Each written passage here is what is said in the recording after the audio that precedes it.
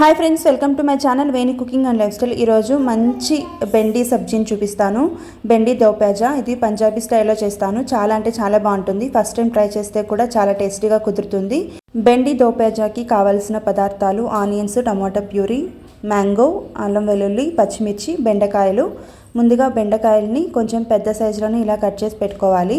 ఈ బెండకాయలని ఒక బౌల్లోకి తీసుకొని కొంచెం ఆయిల్ వేసి, కొంచెం ఉప్పు, కారం ఒక 2 స్పూన్లు యాడ్ చేసి మంచిగా బెండకాయలకి ఈ మసాలా అంతా పట్టేలాగా బాగా మిక్స్ చేసుకోవాలి.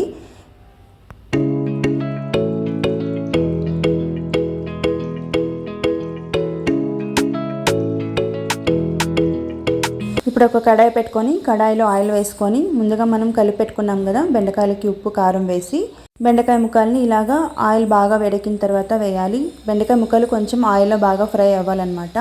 తర్వాత మనం కర్రీలో వేసినప్పుడు తొందరగా వేగిపోతాయి. ఇదిగో చూడండి, ఇలాగా వేగాలి బెండకాయ ముక్కలు. కింద మాడిపోకుండా ఇలా మధ్య మధ్యలో కలుపుకుంటూ బెండకాయ ముక్కల్ని వేగనివ్వాలన్నమాట. ఇలా బాగా వేగిపోయిన తర్వాత ఒక బౌల్లోకి తీసి పెట్టుకోవాలి. ఇక్కడే మనకు సగం బెండకాయలు వేగిపోయి ఉంటాయన్నమాట.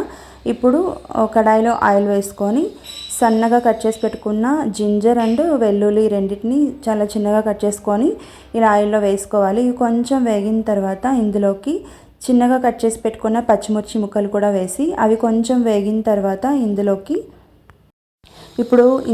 చిన్నగా కట్ చేసి పెట్టుకున్న ఆనియన్స్ని కూడా వేసి ఉప్పు, కొంచెం పసుపు కూడా వేసి బాగా వేగనివ్వాలి. ఇలా ఆనియన్స్ వేగిన తర్వాత మామిడికాయ ముక్కల్ని యాడ్ చేసుకోవాలి. ఇది స్పెషల్ ఇంగ్రీడియంట్, మంచి టేస్ట్ వస్తుంది.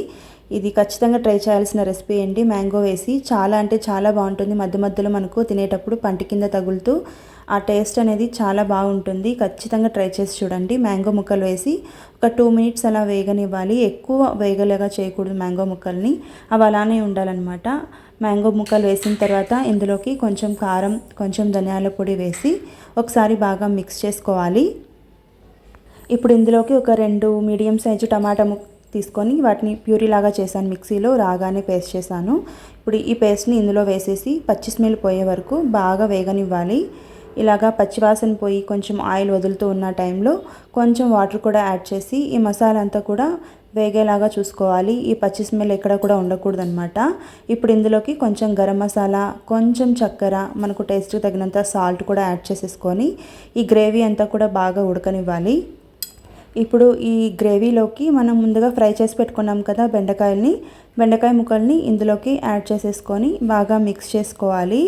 ఇందులోకి బెండకాయలు కొంచెం ఉడకడానికి వాటర్ యాడ్ చేసుకొని మనకు ఎంత కన్సిస్టెన్సీలో కావాలో ఆ కన్సిస్టెన్సీ చూసుకొని వాటర్ని అడ్జస్ట్ చేసుకోవచ్చు. మనకు చపాతీలో కావాలన్నా వాటర్ తక్కువ యాడ్ చేసుకోవాలి, అన్నంలో కావాలంటే కొంచెం గ్రేవీ లాగా చేసుకోవాలి. అలా మీ ఇష్టం, ఎలాగైనా చేసుకోవచ్చు. ఇక్కడ నేనైతే కొంచెం బెండకాయ ముక్కలు ఉడకడానికి కొద్దిగా వాటర్ యాడ్ చేసి లో టు మీడియం ఫ్లేమ్లో పెట్టేసి మూత పెట్టేసి ఒక 5 మినిట్స్ నేను ఉడికించాను. బెండకాయ ముక్కలు బాగా ఉడికిపోయాయి. ఇక్కడ మనకు కలర్ కూడా చేంజ్ అయిపోయింది కదా, చూడండి. మనకు ఇలా కొంచెం గ్రేవీగా ఉన్నా కూడా రైస్లో తింటే చాలా బాగుంటుంది. చపాతీలో కూడా బాగుంటుంది. ఎలా అయినా తినొచ్చు. బ్రేక్ఫాస్ట్లో రొట్టెతో పాటు తినొచ్చు, లేదంటే లంచ్లోకి రైస్తో పాటు తినొచ్చు. ఎలా అయినా సరే ఈ కర్రీ అంత టేస్టీగా ఉంటుంది. ఇక్కడ మనకు గ్రేవీ అయితే రెడీ అయిపోయిందండి. ఇప్పుడు లాస్ట్లో కొంచెం కొత్తిమీర కూడా యాడ్ చేసేసుకొని బౌల్లోకి తీసి పెట్టేసుకోవడమే. ఇలా కర్రీ చేసుకున్న తర్వాత లాస్ట్లో మనం తిరగవాత వేసుకోవాలి. అప్పుడు మనకు అసలు టేస్ట్ అనేది తెలుస్తుందన్నమాట. పంజాబీ స్టైల్ అని చెప్పాను కదా, అదే అనమాట లాస్ట్లో ట్విస్ట్. చాలా అంటే చాలా బాగుంటుంది. తిరగవాత అంటే మనం మామూలుగా వేసి తిరగవాత కాదు, ఇది కొంచెం డిఫరెంట్గా ఉంటుంది. ఇలాగా బౌల్లోకి మొత్తం కర్రీని తీసి పెట్టేసుకోవాలి. ఇప్పుడు తిరగవాత కోసము ఒక చిన్న ప్యాన్లోకి ఆయిల్ వేసుకొని ఇందులోకి మెంతులు, సాసవలు, టేస్ట్ కోసం సోంపు యాడ్ చేసేసుకొని అవి కొంచెం చిటపటలాడిన తర్వాత ముందుగా చేసి పెట్టుకున్న బెండకాయ కర్రీలోకి ఈ తిరగవాతను వేయాలి. చూసారా ఎలా సౌండ్ వస్తుందో, అలా సౌండ్ వచ్చేలాగా తిరగవాత పెట్టుకోవాలి. ఇప్పుడు లాస్ట్లో మ్యాంగో ముక్కల్ని గార్నిష్ కోసం పైన వేసుకొని కొంచెం కొత్తిమీరతోటి గార్నిష్ చేసుకుంటే ఎంతో టేస్టీగా ఉండే పంజాబీ రెసిపీ బెండి దో ప్యాజా రెడీ అయిపోతుంది. ఇది ఖచ్చితంగా ట్రై చేసి నాకు ఎలా ఉందో కామెంట్ సెక్షన్లో చెప్పండి. రొటీన్గా కాకుండా ఇలాగా ఒకసారి ట్రై చేసి చూడండి. ఖచ్చితంగా మీకు, మీ ఇంట్లో వాళ్ళకి నచ్చుతుంది. వీడియో ఎలా అనిపించిందో కామెంట్ సెక్షన్లో చెప్పండి. అలాగే నచ్చితే మాత్రం like, share and subscribe my channel Veni cooking and life style. మరో కొత్త రెసిపీతో మళ్ళీ కలుస్తాను. అంతవరకు బై బాయ్.